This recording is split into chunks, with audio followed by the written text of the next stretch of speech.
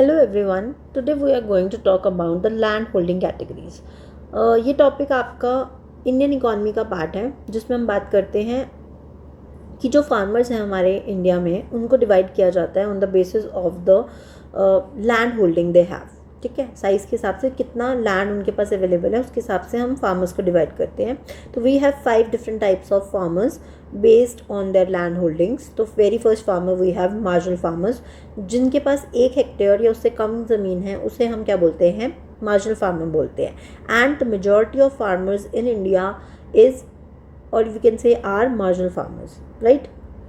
And ये बहुत important feature है मार्जिनल फार्मर्स का, that they practice subsistence farming. Subsistence farming का क्या मतलब है, दैट इज़ वो इतना ही कमाते हैं जितना कि उनका गुजारा हो सके. ठीक है.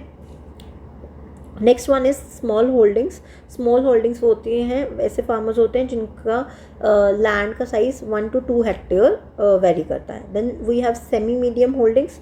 इंडिया में मेजॉरिटी ऑफ फार्मर्स या तो मार्जिनल है, उसके बाद जो कैटेगरी है दैट इज स्मॉल होल्डिंग्स की.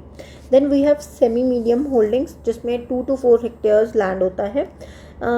It is better than small holdings but still economically strong नहीं बोलेंगे हम ऐसे फार्मर्स को.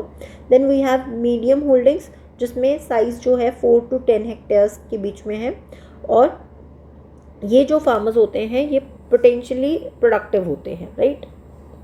Next we have large holdings जिसमें कि साइज़ जो है 10 हेक्टेयर से ज़्यादा होता है, और ये इस तरह के फार्मर्स हमारी कंट्री में सिर्फ 1% ही लाई करते हैं. मेजॉरिटी कौन से हैं, मार्जिनल एंड स्मॉल फार्मर्स हैं. तो अगर हम एक बार समरी देखें तो marginal stands for less than 1 hectare, small में 1 to 2, सेमी मीडियम में 2 से 4, मीडियम में 4 to 10 एंड लार्ज में 10 to मोर देन 10. ठीक है. I hope you got the concept. ये कई बार पूछा जाता है questions even in the PGT exams, तो इसको आप बहुत अच्छे से कर लीजिएगा. Till then thank you.